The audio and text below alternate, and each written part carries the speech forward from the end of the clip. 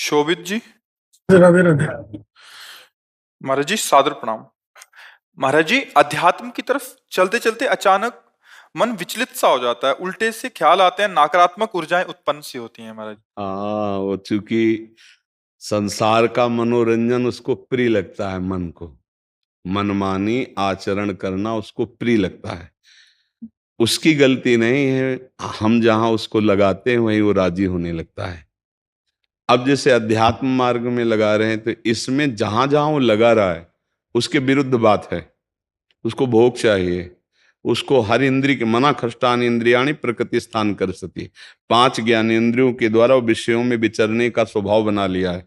भगवान कह रहे हैं आप भगवान के अंश, ममैवांशो जीव लोके जीव भूता सनातना मना खष्टान इंद्रियाणी प्रकृति स्थान कर सती। आप इस मन के भुलावे में आकर, मन भोगों के भुलावे में आपको फंसाकर ये सदैव अधीन रखा है। अब अध्यात्म सुनना शुरू किया, अध्यात्म चल तो अध्यात्म में मन को वश में किया जाता है और अभी तक आप मन के वश में रहे। तो जब आप सपोर्ट नहीं देंगे तो वो आपका सपोर्ट करने लगेगा। इसकी चाल समझना, क्योंकि आपके बिना उसकी कोई सत्ता नहीं, वो आपके बिना कुछ नहीं कर सकता, आपके दस्तखत से ही करेगा।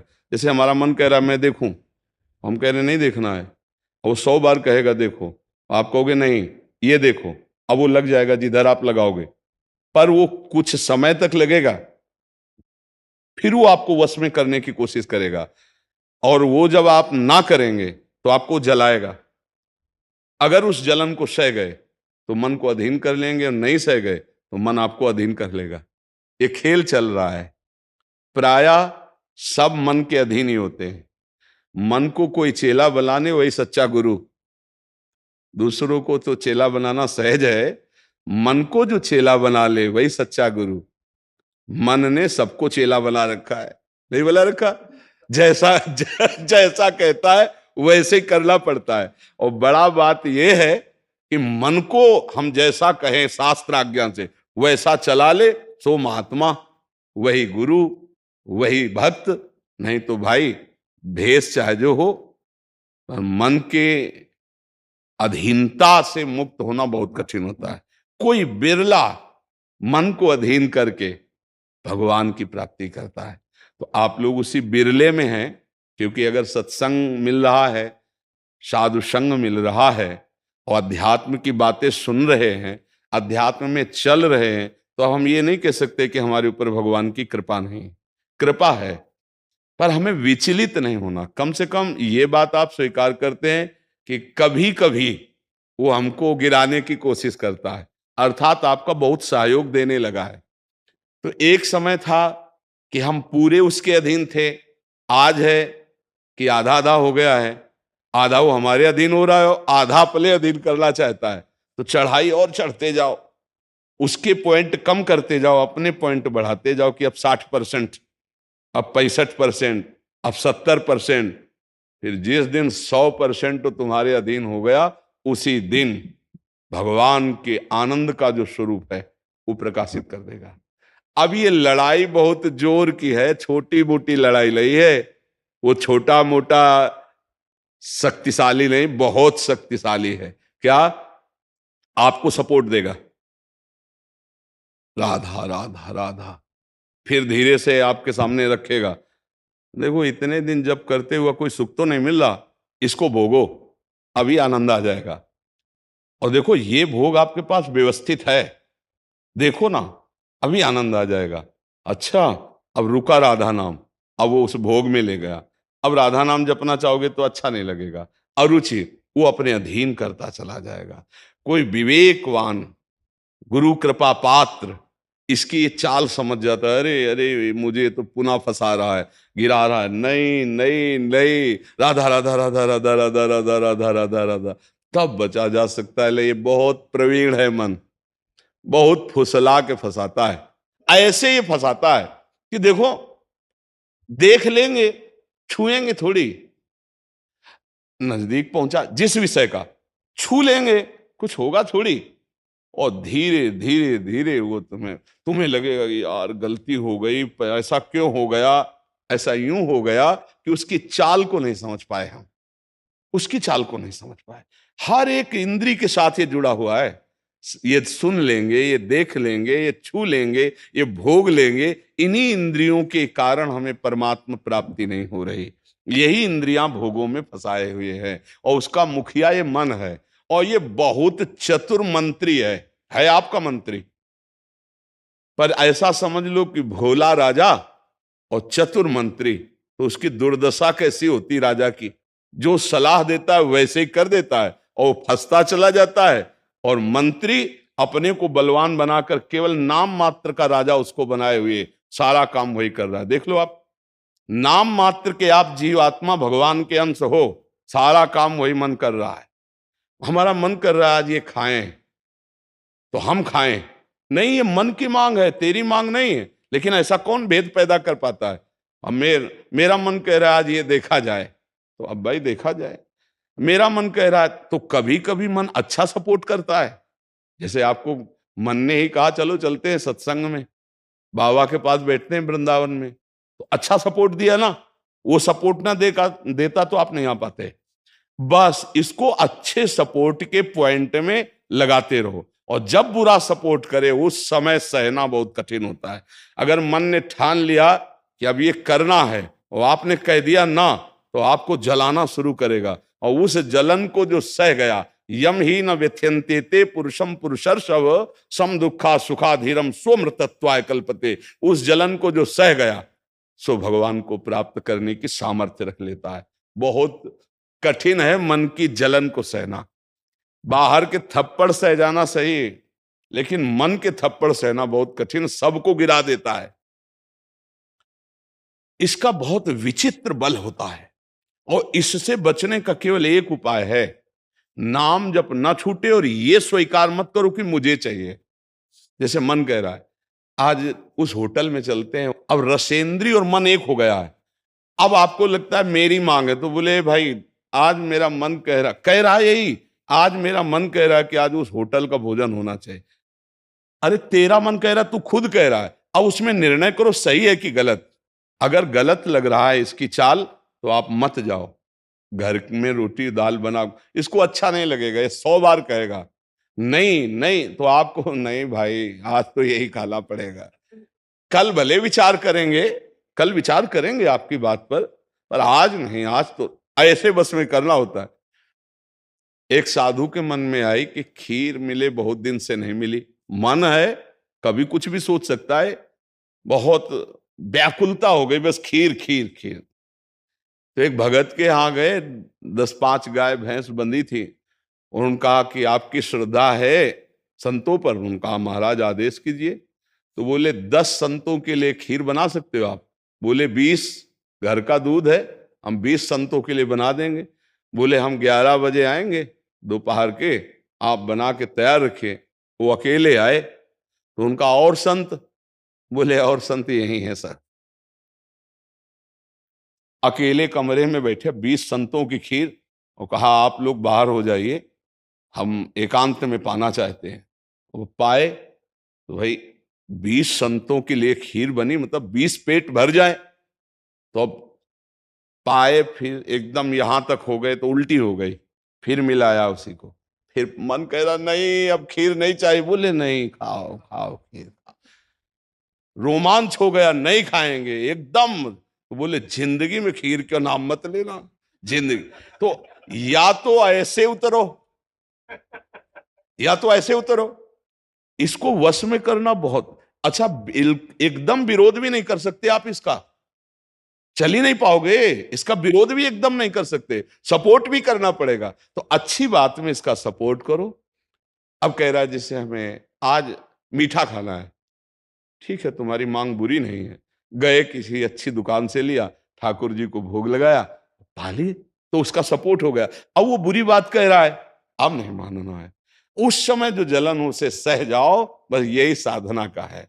मन को अगर अधीन कर लिया तो बात बन गई। एक हम बार बार सुनाया करते कि मन मारिया तन बस में की ना, हुआ भरम सब दूर, बाहर से कछ दिखत नाई, अंदर चमके नूर। आपो त्याग जगत में बैठे नहीं किसी से काम, उनमें तो कछु अंतर नाई, संत कहो चाहे राम। वो गृहस्थी में भी है। आप एक पत्नी व्रत लिए हुए धर्म से आप चलते हैं, दूसरी किसी माता बहन की तरफ गंदी दृष्टि नहीं, धर्म से धन कमाते, परिवार का पोषण करते, नाम जब आप महात्मा है, आप सतमार्ग के पथिक हैं, क्योंकि आप अपने प्रवृत्ति धर्म से चल रहे हैं और एक निवृत्ति में अपने धर्म से चल रहा है, तो वो महात्मा है। ऐसा महात्मा का मतलब केवल वेश से नहीं होता, महात्मा का मतलब उस लक्षण से होता है। अगर आप भागवतिक लक्षण से हैं तो आप भक्त हैं, आप वैष्णव हैं, आप महात्मा हैं। तो मनुष्य जीवन का परम लक्ष्य है मन को अधीन करके परमात्मा प्राप्ति करना। अगर मन अधीन नहीं हुआ तो परमात्मा प्राप्ति में बड़ी बाधा खड़ी हो जाती है। नाम जप करते रहो, धीरे धीरे वो बल आता रहेगा नाम जप से कि आप मन को अधीन कर लोगे। नहीं तो पीछे वाले बैच में यही कह रहे थे कि जितनी जेल भरी है ये सब मन से ही भरी है। नहीं बोले ऐसा क्यों किया? बोले मन ने कह दिया, आप क्या करें, और हम तो कहते थे नहीं करना, पर इस मन ने फंसा दिया, तो बोले 20 साल की सजा, अब भोगो जेल। मन की एक हरकत ने पूरा जीवन बर्बाद कर दिया, मन की एक हरकत ने फांसी पे चढ़वा दिया। वही मन की तो हरकत है। तो हमें लगता है बहुत होश में रहा जाए, ये जो मंत्री है सलाहकार मन, इस पर नजर रखी जाए कि इसकी गलत सलाह पे दस्तखत ना करो। और अगर आप इस स्वीकृति नहीं देंगे तो कुछ नहीं कर पाएगा, पक्का समझना। आपकी स्वीकृति से ही होता है जो कुछ होता है। आप जहां कह देते हैं कि चलो अच्छा ठीक है, बस फिर आपकी कोई गम नहीं है, वो आपसे करवा के मालेगा। इतना बलवान मन है, बड़े बड़ों से करवा लेता है। आप तो मान लो गृहस्थी में हो, जिसने आजीवन भगवान का मार्ग चयन किया है उसको भूल में डाल देता है, गलत मार्ग में ले जाता है।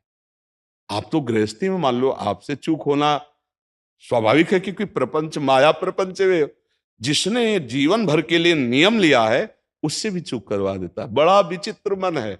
हाँ, अगर मन कहीं अधीन हुआ है तो भगवान का आश्रय लेकर और विवेक के द्वारा इसे अधीन किया जाता है। और विवेक ये बाजार में मिलता नहीं है, ये सत्संग से मिलता है। जैसे आप सुन रहे हैं, बिन सत्संग विवेक न होई और राम कृपा बिन सुलभ न सोई। सत्संग होता है भगवान की कृपा से, और सत्संग से मिलता है विवेक, और विवेक से मन का शासन। निर्णय किया जाता है, तू गलत सलाह दे रहा है और मेरी मांग नहीं तेरी मांग है, मैं इसको रिजेक्ट करता हूं, नहीं पास करता हूं। बस वो कुछ नहीं कर पाए। पर इतना ज्ञान नहीं रहता भैया, जहां वो मन से आज गरम गरम कचौड़ी दाल की हो और फिर चटनी हो, फिर अब आप खोज करोगे कहाँ बन रही है, हम खरीद के खाए। मन ऐसे ही फंसा रहा है। आप देखो ना, अपने घर में सब भोग सामग्री है, लेकिन जिनका मन, जो भजन नहीं करते, जो सत्संग नहीं करते, उनका मन गंदे आचरणों में फंसा है। घर में वो सब भोग सामग्री, धर्म पूर्वक भोग करके वो भगवान को प्राप्त कर सकते थे, लेकिन वो अधर्माचरण, कलह, अशांति घर में है, और उनका मन कहां ले जाता है? गंदे गंदे जगह उनको फंसाए। ये मन की चाल है। आपके घर में है, धर्म पूर्वक भोग सकते हैं, लेकिन आपसे अधर्म करवाता है, पापाचरण करवाता है। आप विचार करो क्या है इन शरीरों में, क्या है, या उन भोगों में क्या है?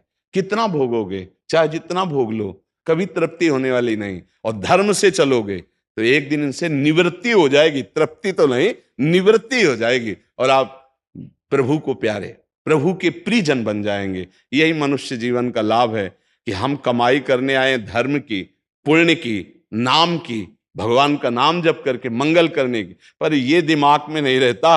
और यही लगता है जितना धन हो जाए, जितनी भोग सामग्री हो जाए, खूब भोगे, मौज से जिए।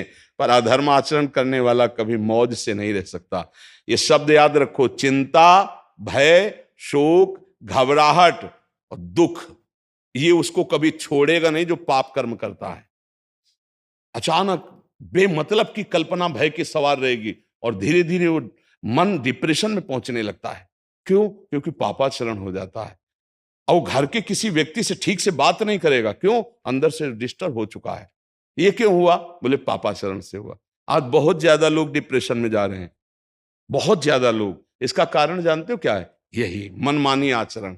मनमानी आचरण बचपन से शुरू हो जाता है, गंदा आचरण, गंदा व्यवहार, और वो दिमाग काम नहीं करता। एक प्रियता हमारे अंदर होती है कि कोई हमें प्यार करे, आप समझ ना।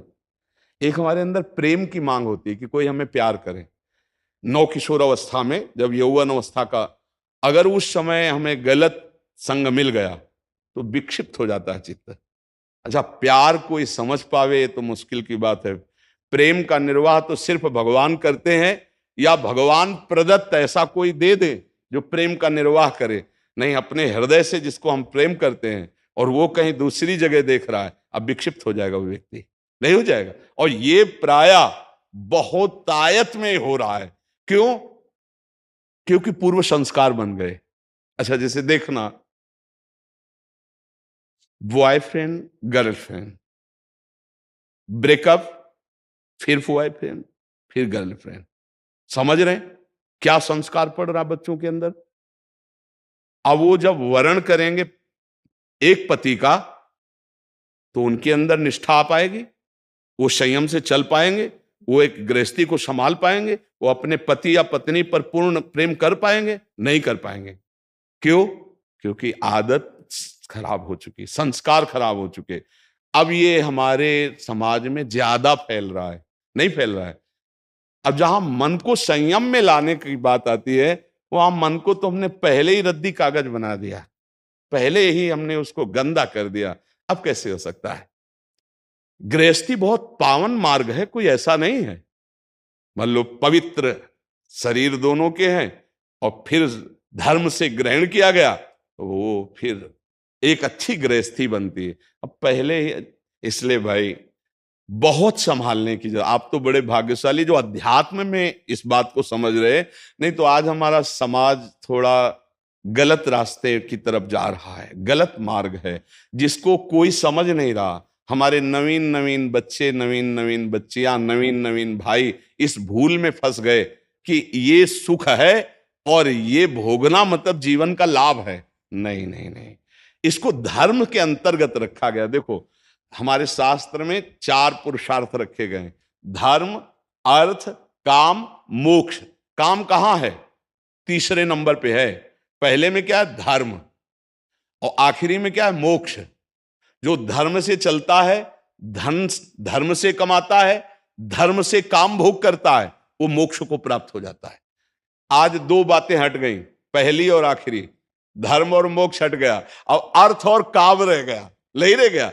बस यही पशुता बढ़ती चली जा रही है। अब ये संतों की बातें कड़वी लगेंगी समाज को, लेकिन भैया बहुत गलत रास्ते में अपने लोग जा रहे हैं। इससे लौटना अभी संभव है, अभी लौटना संभव है। अगर कदम आगे बढ़ते चले गए तो आप लौट नहीं पाएंगे। आप देखो, हमारे नवीन बच्चों में बहुत डिप्रेशन की ये बात आती चली जाए। क्यों? विक्षेप पे विक्षेप पड़ रहा है। अब वो उससे आसक्त है, वो ब्रेकअप हो गया, अब उसका दिमाग पे जो भार पड़ा वो पूरे जीवन की जीवनी शक्ति को नष्ट कर रहा है, चाहे बच्चा हो चाहे बच्ची हो। मतलब कई ऐसी समस्याएं प्रकट हो रही हैं जो अपनी बात कह नहीं सकते हैं और अंदर ही अंदर वो अपने को खोखला कर लेते हैं। हमें लगता है कि माता पिता को, परिवार को इन समस्याओं से, बच्चों से जुड़कर उनको हटाना चाहिए, उनको शिक्षा देनी चाहिए, उनको ऐसा मित्रवत बल देना चाहिए जिससे उनकी मानसिकता उभरे। अगर ये छूट बनी रही, इसे कहा जाता है दोस्ती, लेकिन भारी दुश्मनी फैल रही है, भारी हमारे जीवन का नाश करने वाली वृत्तियां फैल रही। तो इसलिए इससे बचा जाए और नाम जप किया जाए। अगर मन को छूट मिल जाए तो नरक पहुंचाने की पूरी व्यवस्था कर देगा। मन को छूट मिल जाए तो भारी से भारी अपराध करा देगा और जलाता रहेगा। इसलिए मन को छूट ना दी जाए, और मन को छूट ना दी जाए इसके लिए जो चाहिए विवेक, वो सत्संग सुना जाए, और जो बल चाहिए वो नाम जप किया जाए। नाम का बल और सत्संग का विवेक, ये 2 ही बचा सकते। साधन को हरि भजन है, कै सत्संग सहाय। जी।